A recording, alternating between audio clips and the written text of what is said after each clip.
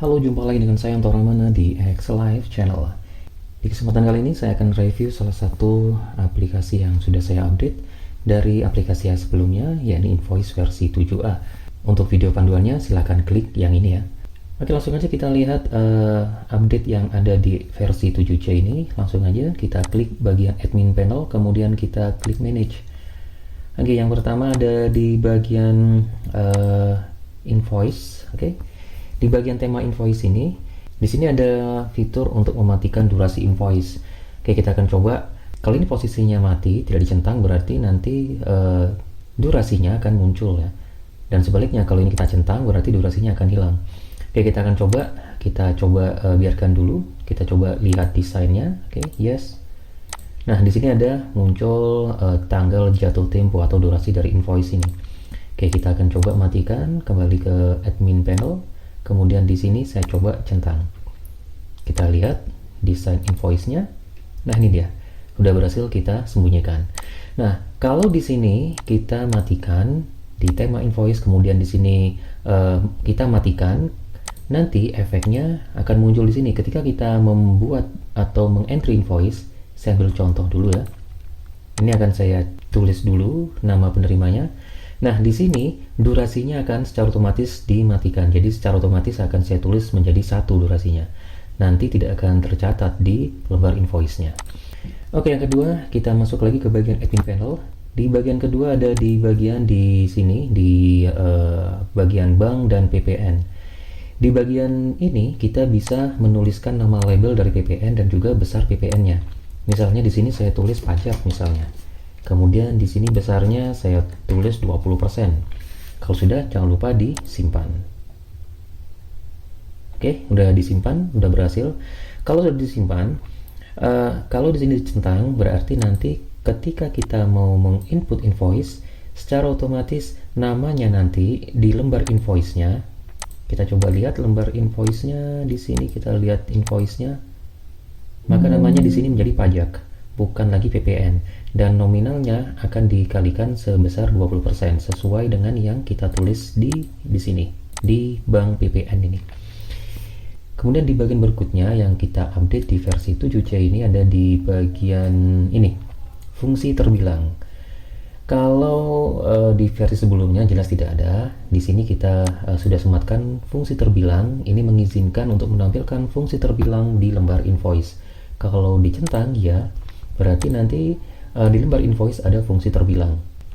Kemudian di bagian berikutnya, di bagian satuan, kita bisa menambahkan nama satuan atau jenis satuan di sini. Yang pertama kita bisa menambahkan atau bisa mengurangi nama satuan yang ada. Oke, saya akan coba hapus salah satu, misalnya pieces ini saya akan hapus. Saya coba klik hapus. Nah, ada peringatan nama satuan ini tidak bisa dihapus dikarenakan masih terdapat beberapa barang atau item yang tersimpan di aplikasi. Nah, ini artinya bahwa masih terdapat data barang yang menggunakan satuan ini. Yang lain misalnya saya hapus juga sama, karena masih ada barang yang menggunakan satuan-satuan ini. Oke, kalau ingin menghapus, harusnya tadi ada peringatannya, saya coba cek dulu di menu data barang. Oke, di data barang misalnya ini, saya klik. Nah, ini satuannya yang aktif adalah kilogram, ini pieces, yang ini ounce. Oke, kalau saya coba edit ya, ini lompat dulu ya, lompat ke menu stok barang. Ini saya coba edit, satuannya saya rubah menjadi kilogram. Oke, saya simpan. Oke, udah berhasil. Berarti otomatis yang pieces ini bisa kita hapus. Oke, admin, manage di satuan pieces, karena tadi tidak ada satupun item yang menggunakan jenis satuan ini, maka kita bisa menghapusnya. Apakah yakin? Yes. Oke, sudah berhasil dihapus. Sekarang saya akan coba tambahkan data satuan baru, misalnya namanya apa? Misalnya nih rim, satu rim ya. Oke, saya simpan, yes.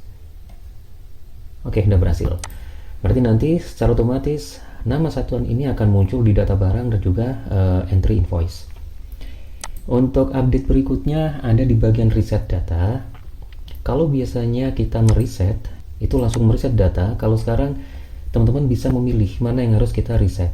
Yang pertama yang wajib adalah ini, data penerbitan invoice ini pasti akan kita bersihkan terlebih dahulu. Jadi semuanya ini akan dihapus. Kemudian yang berikutnya yang bisa kita hapus, baik data customer atau data stok barang, ini bisa kita hapus. Ini opsional ya. Jadi bisa kita pilih dua-duanya ini. Kalau yakin, ditekan tombol reset. Oh gitu ya, update yang ada di bagian admin tools atau admin panel. Oke, lanjut ke bagian berikutnya. Untuk data customer ini tidak ada perubahan, sama seperti halnya versi yang 7C. Kemudian di data barang ini ada update seperti yang tadi sempat saya kasih tahu. Itu ada di bagian satuan. Oke, kita akan coba buat satu barang ya. Kita input satu barang. Saya kasih kodenya seperti ini aja. Dah, gini aja kodenya. Deskripsinya ini barang keempat misalnya. Harga satuannya misalnya seperti ini aja. Nah, di sini saya bisa memilih satuannya. Nah, ini yang baru kita ketik tadi ya, satuannya rem. Kalau yang kilogram sama ounce tadi sudah kita pilih. Oke, stok yang saya miliki sebanyak 250 stok. Kalau sudah, saya save, yes. Oke, berhasil ditambahkan di dalam stok barang, sudah ada. Satuannya sudah ada. Oke, lanjut ke entry invoice. Oke, di bagian entry invoice yang pertama ini tidak ada perubahan. Jadi yang pertama saya bisa memilih baik member ataupun umum ya. Kalau member berarti nama ini saya ambil dari nama data customer. Saya tinggal klik 2 kali, secara otomatis akan melompat ke sini. Nah, untuk durasinya karena tadi di admin panel sudah saya matikan, berarti saya tidak harus memasukkan durasi di sini. Kalau sudah, saya klik next. Oke, di bagian atau di update versi 7C ini, yang pertama update-nya seperti ini teman-teman. Untuk kode, syarat utama memasukkan item adalah kode teman-teman ya. Jadi saya bisa klik tanda ini.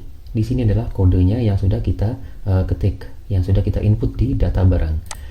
Saya memanggilnya bisa menggunakan keyboard. Saya ketik misalnya, saya huruf pertama saya ketik C. Berarti ini sudah otomatis akan memilih. Kalau saya tekan enter, maka dia langsung menyimpan. Datanya sudah otomatis dipanggil. Kalau misalnya saya ketik lagi di sini, oke, saya hapus. Misalnya saya ketik A, kemudian saya ketik angka 2, ini kan tidak ada ini. Nah, berarti kalau tidak ada, berarti kita bisa memasukkan item baru melalui menu invoice ini atau menu entry invoice ini. Oke, kita coba yang ada dulu. Misalnya ini, jumlahnya sebelah kanan yang kecil ini adalah jumlah stoknya. Saya bisa memasukkan jumlah maksimal 800 ya, karena stoknya 800. Di sini selain ini tidak bisa kita edit ya, satuannya tidak bisa kita edit. Harga totalnya atau harga jualnya juga tidak bisa kita edit, karena ini sudah ada di data barang. Kalau sudah, saya tekan tombol plus. Oke, secara otomatis muncul di sini. Sekarang saya akan membuat kode baru yang tidak kita simpan di data barang. Saya tulis kodenya seperti ini aja, A 3 kali seperti ini. Saya tekan enter. Deskripsinya berarti ini barang baru. Oke, jumlahnya saya jual 5. Satuannya saya pilih. Di sini saya juga bisa memilih.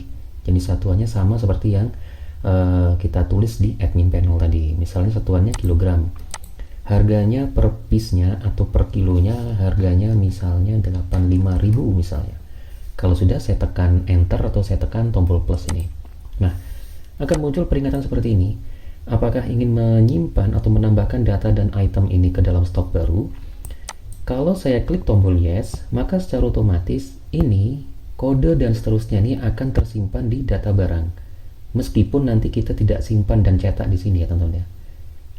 Jadi kalau di sini saya klik yes, maka data ini akan tersimpan di stok barang. Tapi kalau saya klik no, maka data ini tidak akan kita simpan di data barang. Oke, kita coba klik yes ya. Oke, sudah. Berarti ini sudah otomatis tersimpan di data barang. Coba kita lihat di sini. Nah, ini datanya udah muncul. Nah, ini datanya 5, stoknya 5 dan seterusnya. Harganya 5 satuannya. Kalau saya masukkan lagi, jelas nggak bisa karena data ini sudah kita entry. Oke, yang berikutnya saya akan buat stok barang baru. Misalnya barangnya seperti ini. Ini barang rusak misalnya. Jumlahnya 70, satuannya seperti ini, harganya seperti ini. Saya klik tombol plus. Untuk kasus ini saya tidak akan menyimpan stok barang kode XXX ini, melainkan saya pilih no aja. Tapi tetap barangnya akan masuk di daftar invoice-nya. Oke, ini saya anggap sudah selesai. Selanjutnya saya akan membuat catatan invoice-nya. Ini boleh diisi, boleh tidak teman-teman ya, ini aja pilihan aja. Catatan invoice, ini baris catatan yang kedua.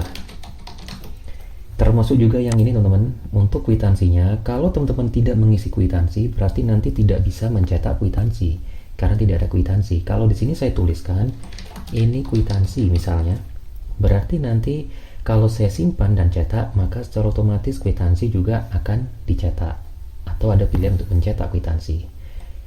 Oke, seperti ini totalnya 1 juta sekian. PPN-nya tadi sudah kita masukkan di admin panel ya, 20%-an tadi. Kemudian totalnya seperti ini. Oke, kalau sudah saya simpan dan cetak, yakin? Yes. Oke, ini pilihannya, ada pilihan invoice dan ada pilihan kwitansi. Seperti yang saya jelaskan tadi, kalau teks kwitansinya kita ketik, maka di sini akan muncul. Kalau sudah, saya coba yang invoice saja ya. Saya print preview, saya cetak.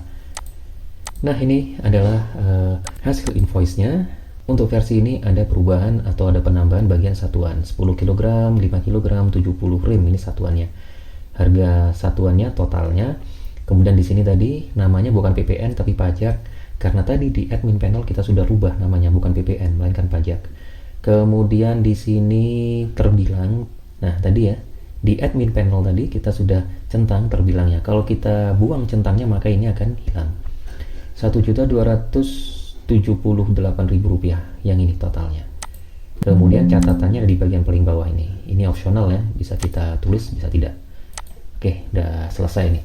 Sekarang coba kita matikan fitur ini dia terbilangnya. Oke, saya matikan, kemudian saya close, kemudian saya akan coba cetak ulang. Saya pilih tanggal hari ini karena saya membuatnya hari ini. 2706/2023. Oke, ini dia namanya Besti. Oke, kalau di sini tidak muncul, ini coba teman-teman klik lagi cari, kemudian diklik. Nah, sampai dia muncul, baru muncul atau baru aktif menu untuk mencetak ulang ini. Oke, saya cetak ulang untuk invoice-nya. Nah, tidak ada terbilangnya. Oke, teman-teman, itu update yang sudah saya tambahkan di versi 7C. Oh, yang terakhir untuk laporan, ini juga sudah saya update teman-teman ya. Kita coba laporan penerbitan invoice. Misalnya sekarang bulan Juni tahunnya 2023, saya cek. Kalau diekspor berarti nanti bentuknya file Excel ya. Ini saya coba preview, hasilnya seperti ini. Nomor invoice-nya, tanggalnya, kemudian nama konsumen, nomor telepon konsumen. Ini adalah barang yang tadi kita input di invoice-nya. Nama barangnya ini satuan yang kita jual, 10 kg, 5 kg, 70 rim. Nanti yang berikutnya akan muncul di bawahnya. Sebelah kanannya ini adalah harga satuannya. Oke teman-teman, itu tadi adalah update versi terbaru yakni versi 7C. Jadi banyak sekali update-nya. Jadi teman-teman mungkin yang membutuhkan versi yang ini silahkan hubungi nomor admin yang ada di deskripsi channel ini. Oke, terima kasih sudah menonton video ini sampai dengan selesai. Saya Anto Ramana, sampai ketemu lagi di video selanjutnya.